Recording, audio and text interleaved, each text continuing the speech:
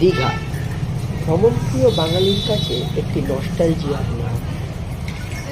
কাজের ফাঁকে নিজের ক্লান্তি মেটাতে দীঘায় ভিড় করে সাধারণ বাঙালিরা। বিশেষ করে প্রতিটি উইকেন্ডে দীঘায় ভিড় উপচে পড়ে। এর পাশাপাশি বিভিন্ন ছুটির দিন বা উৎসব মরশুমে দীঘায় পর্যটকের তিল ধারণের স্থান থাকে না।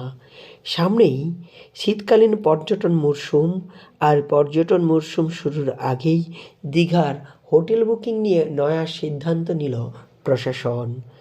পূর্ব মেদিনীপুর জেলার দীঘা শুধুমাত্র বর্তমানে সমুদ্রকেন্দ্রিক পর্যটন কেন্দ্র নয়, একাধিক কর্মযজ্ঞের ছোঁয়ায় হয়ে উঠেছে আন্তর্জাতিক মানের পর্যটন কেন্দ্র।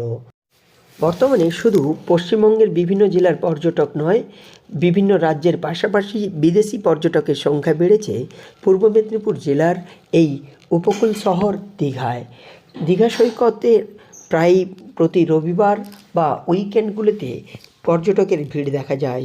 এই শীতকালীন পর্যটন মরশুমে দীঘায় উপচে পড়া ভিড় লক্ষ্য করা যায়, আর তারই সুযোগ বুঝে বিভিন্ন সময় হোটেলের ভাড়া দ্বিগুণ হয়ে ওঠে বলে পর্যটকদের অভিযোগ।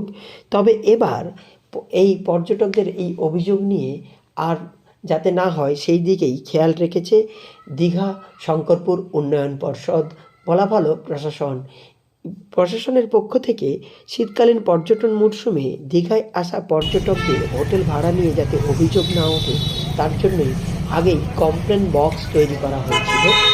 কমপ্লেন বক্সের পাশাপাশি কমপ্লেন সেলও গঠন করা হচ্ছে।